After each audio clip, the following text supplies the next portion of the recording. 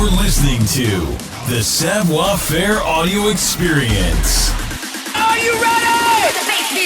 The Savoir Faire experience is your guide to everything that has to do with lifestyle. From dating, rides, style, and entertainment. All brought to you by the editor of Savoir Faire magazine, Robert White. Anything goes on this audio experience. So, let's go. It's still the best. All right, guys, welcome to another episode of the Savoir Faire audio experience. As you know, we love to just interview very unique and cool people, and today is no exception to that. We have a very cool person, someone you might have even seen on TV recently. Today, we're speaking to an executive chef, Amanda Currie. Hello, Amanda. Hi, how are you? I'm great. Amanda was on season 23 of Hell's Kitchen, which is the current season, correct? The one that's on right now? Yep, we are on Fox right now. Oh, look at that. So I'm talking to a celebrity today. No, I love it. I was doing some research this morning and looking at Hell's Kitchen episodes. I saw the one where you burnt the chicken this morning, and I was like, oh man, don't cry. That's going to be okay. And then it was just one of those things. I'm sure it wasn't one of your highlights of the show, but very cool to kind of like see the experience that direction and then be able to speak to you. But what I'm really interested in more, Amanda, is kind of your whole storyline and where you come from and what you're up to, and maybe just a little bit about Hell's Kitchen. But I'm going to let you lead. My first question today is kind of just give me some of your background. Like, where are you from? Where did your culinary background come from? Just dive me into you before culinary took over your life. Sure, absolutely. I was born in Trinidad and Tobago in the Caribbean. So I was born in Trinidad, and when I was 6 years old, my family immigrated to Florida. So I grew up in Central Florida. And, you know, as an immigrant, you have two different lives. You kind of have this duplicitous upbringing almost. Outside of the house, you know, you're trying to acclimate to America and trying to find your footing and not be the weirdo with the accent and, you know, the different style. And at home, you're very much expected to be the Caribbean daughter. So I was raised cooking from a very, very early age. My mom I was her sous chef, essentially. She would call me and be like, okay, we need onions, bell peppers, celery, cook 3 cups of rice. We had a rice cooker. So I would just be expected to chop those vegetables and, you know, get it ready. And it started like between the age, like pretty much at 6 years old when we moved here, I was doing little things to help out. And then by my early teens, I was cooking full meals because my parents were working 2 jobs trying to, you know, bring us up and provide for us. So food just became like integrated in my soul from just the upbringing of the Caribbean. Oh, I love that. So a lot of the style and stuff you kind of contribute to some of those early lessons with mom in the kitchen. Yeah, you know, I've watched other Caribbean cooks talk about this. You don't get taught how to cook in the Caribbean. You have to observe, because no one's going to walk you through it and say, well, now you do this and now you do that. There are no recipes. We say you taste by the hand. So you know whose hand cooked it because you can taste. Oh, you know, when this person cooks, it always needs a little bit more salt. When this person cooks, they always go heavier on the spice. So we learn how to develop our style very naturally. Okay, cool. Well, speaking of that, what is your Caribbean style? Like, how am I going to go to a restaurant and eat something? Maybe I have like 5 different types of chicken dishes or something. How am I going to know that I'm eating Amanda Currie's dish? What's the difference? Vibrancy. I can say it in one word, vibrancy. You are going to know it's me because it's me on a plate. You know, I have this fiery red hair. Everything I do is very much, so my general manager once told me my aesthetic was anime, which is funny to me because I do have that traumatized makeup, the bright red hair. I like to take the room because honestly, I'm going to be quite real with you. As a female executive chef, you get overlooked all the time. People will walk in and talk to any man in the kitchen before they talk to you. But when you're the brightest thing in the kitchen, they can't not look at you, you know? Yeah, I love that. So I've owned my own business now for 13 years, but prior to owning my own business, I've been through dozens of jobs, and a lot of that was restaurant work, a ton. Definitely not the level that you're at these days. I mean, I think my highest place in the kitchen was like as a sous chef. Nice. But like pretty still, like it's still kind of ingrained in me that I learned so many different things from so many really great chefs throughout the years. And now it's definitely helping me with my own personal life, being able to have these skills in my own home to make good, healthy meals for myself. From Absolutely. all of that experience. So that's really kind of a cool and unique thing. Right now you're working, I want to make sure I got it right. So you're at Oceanic right now? Yep, I'm at Oceanic. It's a beachside restaurant. I tend to have a coastal style. I've been working with seafood for most of my career, so it's once again being from the Caribbean, it just comes natural, the flavors that we use.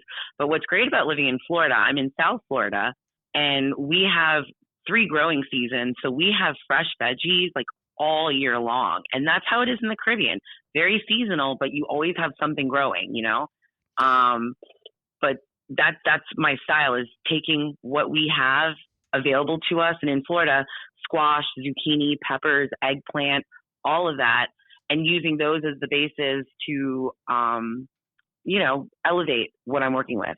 Yeah, it makes sense. I'm sure in the Caribbean and also obviously in Florida, is there a lot of citrus in the menu for you? I wouldn't say necessarily citrus, but definitely a lot of acid. Actually, in Trinidad, we use green mangoes for acid in a lot of our dishes. So we'll take green mangoes, dry them out, and grind them into a powder, and it's almost like citric acid for us. It adds that tartness to things.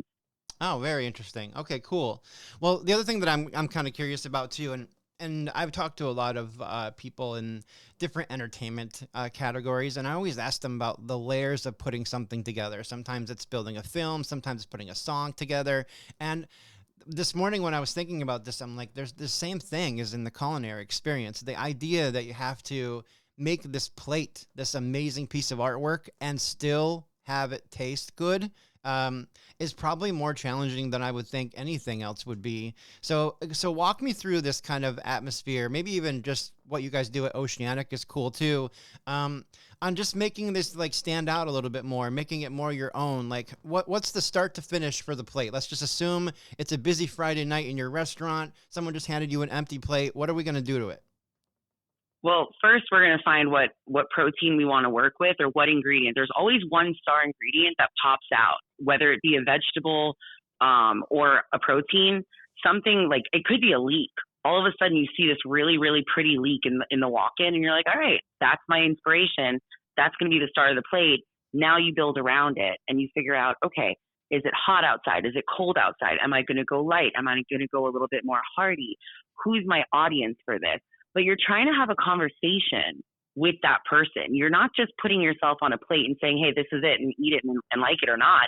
You're trying to figure out how to interact with the guest at the table all the way from the kitchen. And it's very much like songwriting, I would imagine, putting yourself out there and just trying to like tell your story, but tell it in a way that pleases other people. Yeah, it makes sense. Okay, so you found the leek. Let's go with that one. If you found the leek, this Okay. is your inspiration. Now talk to me about like what you're going to pair with it and what kind of things kind of blend together with this dish we're going to make. Okay, so immediately I want to char that leek because leeks are beautiful. Okay, I'm going to step back here. I'm going to use that leek in different ways. So I'm Okay. going to take that leek, I'm going to take some of the leaves off of it, and I'm going to char it. And then after I get a char on that, I'm going to put it into like a deli container or something that it can steam a little bit to soften up, because charred leeks, if you julienne them nicely, it's got almost like a noodly sort of texture to it. So Mm. we're going to use that, and we're going to pair that with mussels, because I really like mussels, leeks, fennel, and some tomato all together. And now we're kind of going Mediterranean. So I'm kind of seeing the inspiration here. So I'm probably going to throw in maybe some crusty grilled bread on this, and we're going to do like tomato white wine sauce, finish it off with a little bit of butter and some lemon, and then some bright herbs. And that's really where I think I'm going to shock you, because I'm going to take the herbs that we use in Trinidad. So I'm going to throw some like Cuban oregano, what we call pudina. I'm going to throw a little bit of that in there to make you wonder, like, what is that? What? It's not something I'm accustomed to, but it's familiar. Okay. Yeah, I mean, I didn't have breakfast this morning, and I'm already hungry. So now I'm like, I'm gonna go to the store and buy some leeks, ship them to Florida. I'm getting inspired right now. Actually, I I'm like, love it. okay, what am I going to make today? Yeah, well, I hope you're taking notes because that recipe sounds I amazing. actually am. Awesome. I love that. So, no, that's very cool. And then I wanted to talk a little bit about kind of, okay, so the presentation aspect of this, right? So let's just say we put the dish together. What kind of flair do you add to this plate to kind of just give it that wow factor? Well, I don't know if you've seen the episodes of Hell's Kitchen, but my plating is very rustic. Uh-huh. So we have, yeah, so that's something that Chef Ramsay actually addressed on the show in one of the episodes. And I have been working on my plating since then, but once again, I'm rustic and I'm making a dish that speaks from my heart. I'm going to nest that leek right in the center of a bowl and arrange the mussels, making sure that they're all open around it. Spoon my sauce over the mussels. I'm doing the motions with my hand while I'm talking to you, by the way. I Spoon the love sauce over the mussels and a little bit over the leek. Then I'm going to hit it with like a little squeeze of some lemon just to give you that scent of the citrus, because I think that's very important when the plate comes in front of you to like engage with all of the smells. So it's nice to have that. And then we're going to hit that with some fresh herbs. I like to say we're herbing it out. So like I said, that putina, a little parsley, and some scallion, because I'm a big fan of that onion allium flavor. hmm So, yep. So that's what we're doing there. Is there a drink you're going to pair this with if you have your choice? Oh my God. Yes. I'm going to pair this with a muscadet because I love muscadet with shellfish. Ah, okay. I love this. I'm going to start taking notes here in a minute because I'm getting a free chef's lesson here of like, going to have to go to the grocery store. We're going to have to put this whole recipe in the article now. I'm not sure. I love that. But I love that. Very cool. Very cool context. So let's talk a little bit about the next, step in your career path here. Obviously, getting into Hell's Kitchen is a very huge opportunity for a lot of chefs to kind of launch them, put them on national television, let you kind of have your moment. But talk to me about the very beginning parts of this. Who reached out to who? How did you end up getting casted for the show? What's the basics of that story? So a casting company reached out to me on Instagram back in, I want to say 2021. So they were casting for the 2021-22 seasons of the show. And I went through the process then and didn't make it onto the show. When they were recasting for the 23-24 seasons, they reached out to me and asked if I'd like to reapply. And I was like, sure, why not? Let's try this again. And then I got in. And then you got in. Okay, cool. So the experience of getting in, like, talk to me about, like, I don't know, just getting on the show. Was this about your food? Did people have to sample it? Was it just about your flair and your look? What kind of things were they looking for? So the whole show is a job interview, and it's very much like that. It's very resume based. It's a lot of interviews. So you send them your resume, you send them some pictures because, of course, they want to see what you look like. You're going to be on TV. And then it's just you're interviewing from the bottom up. It is the most – it's a strange job interview because you're being interviewed on your personality. You're being interviewed on how – you maintain yourself or don't maintain yourself, So and remember, they're trying to build teams. So they're trying to see what personalities will work with other personalities or not work. So like you go through so many interviews and you're like every week. So you're talking to someone new and then, they let you know, like very, very, I mean, you get no notice on anything. They're just like, okay, so come on, let's do this. And you're like, oh, we're doing this. Okay, let's do this. And you go and you do it. And then you're interviewing with the big man. And Chef Ramsay reminds you the whole time you're there, like, this is a job interview. And the sous chefs are the same way. They're like, behave like you're in an interview. Act like you're interviewing for a job because that's what this is. Mm-hmm. So that's the part of the show that's real. It's like the whole time you're being interviewed for a future position that's absolutely life-changing. Yeah, amazing. And this season of season 23, what is the big prize in 23 at the end? So the season 23 is Foxwoods Casino Resort and Casino in Connecticut. they have a Hell's Kitchen there. So it was the opportunity for someone to win to go work at Hell's Kitchen in Foxwoods. Oh, wow. Yeah, that's pretty solid. Definitely a landmark location for sure. So, I mean, there's also the recognition of just being a Hell's Kitchen chef in general. I've seen the straight up Hell's Kitchen restaurants around, obviously in New York and other places that I've been, and you always go in and try to sample because you just never know whose dish is going to be like served to you, which is very cool. I love some of that stuff. I definitely had a culinary kind of a deep dive at one point and was looking at a lot of these things, but I'm in a different rabbit hole these days. So, so obviously on Hell's Kitchen, they call it Hell's Kitchen because Gordon Ramsay is not only a legendary chef, but obviously plays like a jerk, a total jerk. I mean, a legendary jerk. But is he really like that hard on everybody? Is it just for the cameras? What's some of the back story to that storyline? I think anytime someone is a legend in their own right, and quite frankly, Chef Ramsay is a legend in the culinary world. What he's done with restaurants, with bringing food to the mainstream media, like he's got all these shows. But not just that, like you got to think about it this way. How many times he's offered people the opportunity to get themselves to the next level. You know what I mean? Yeah. So he has all these platforms, and that's the one part of Chef Ramsay that I think you don't see on the camera, and maybe he does it on purpose. He's very supportive. Like he's very much a coach, and he's not a jerk. And when he's yelling at you, it's not like, oh God, like, F this guy, like whatever. It's not anything like that. It's like, oh shit, like daddy's mad at me, So it's more like he believes in you, so you want to believe in yourself, and it builds your confidence while you're working with him, because you're just like watching yourself grow, and it happens so fast, Yeah, I've seen a lot of shows with Gordon Ramsay, from like the hotel shows where he travels around the country and helps them fix their restaurants and their business and whatever. Like I love that stuff. And in every show he has this kind of like overpowering kind of like, are you really this stupid? Like you just hear him say so many random things, like the cowl of restaurants and whatever. Oh my God, I'm absolutely blushing right now, because that's how we talk in kitchen.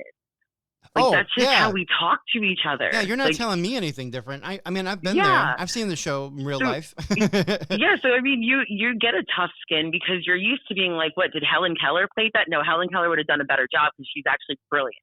Yeah, right, exactly. Well, I think the part that I was diving into there is that there is that absolute caring aspect and wanting to level people up. I feel like every time a celebrity gets some kind of status or some kind of big platform for themselves, like Gordon Ramsay obviously has in his life, that there's a choice they get to make to figure out if they're going to bring people up or if they're just going to harp on people and bring people down. And I feel like Gordon Ramsay's environment is extremely kind of like aggressive because he knows the best is in people. He probably can see it. He's probably got a good mind for it. And when those things don't happen, you're gonna hear about it. And right. And like you said, it's more of the realistic talk that actually does happen in a kitchen, because it's a shit show back there sometimes. So oh yeah, but it's very interesting to me too. So, well, we talked about kind of building out a dish, and that was one of the questions that I wanted to ask you about, which is very cool. But talk to me about the dishes that you had on Hell's Kitchen, maybe your last episode. Is this a spoiler alert, or I'm not supposed to talk about that yet? No, we're not talking about that. We're not talking about that. Okay. Mm-mm. All right. So I saw episode 8. Is there another episode? Which episode has aired most recently? I want to know how far we can go. So episode 10 was our last episode. Are you still on the show? I will be in episode 11. Okay. I was trying to find it today. I was like, when did Amanda get eliminated? Because I saw the spoiler alert for who won. I'm not going to say anything. Oh, wow. Okay. Yeah. No, don't. We don't need that kind of. Yeah, we don't need that. We don't need none of that. Okay. So Amanda. We don't need none of that. Go ahead. No. So tonight we come back. We've been on a break. So tonight we come back. We have episode 11, and I'm on the show tonight, so I'll be there, and no spoilers. We're not going to say what happens, what goes on from there, but I'll definitely be on TV tonight, and I'm so excited. Yeah, that's very cool. Okay, so I'm curious about this, right? I've seen this a lot with different like reality TV shows and stuff. Do you sit and watch yourself tonight? Like, are you going to sit on the couch and just kind of take it in? No, I watch with I watch with an entire bar full of friends. So I hang out at this little local dive bar, and I've been a regular there for like 10 plus years now. So Mm-hmm. all they turn the jukebox down and they turn the TV up and they watch, the bartenders are watching, and it's entertaining because people, there's like a dart league going on, and all of a sudden like they'll show something and everyone will react to it. And I'm like, whoa, everyone's watching. Okay. So yeah, I watch. I take my family over there because it's a restaurant, kind of deal. Mm-hmm. We all just get a table and we sit down and we watch together with anyone who wants to come watch with us. So that's how we do that. So there's a watch party every week then for the show. Pretty much, yeah, pretty much. And then sometimes so for episode 10, we did the blind taste test, and I did a blind taste test. Well, I did a dish, and I had them try to figure out what the elements in the dish were. So I made like a carrot puree, and everyone, because everyone is in the head headspace of fall. So they're all like, oh yeah, it's a pumpkin puree and it's a sweet potato puree. And, it was really fun because everyone got like little cards where they had to guess what the puree was, what the protein was. And we went from there. That's so cool. I love that you're doing a little live thing too, where you're kind of like just going into your local dive bar and hanging out with everybody, doing like the whole, sit with everybody and kind of challenge them a little bit too, make them kind of a part of it. I'm sure it's a cool experience for those people to kind of be in there and then see you on TV and then have you sitting in there watching everything with them. Yeah. I still don't know how it would feel. Like I've definitely casted for a couple reality TV shows in my life.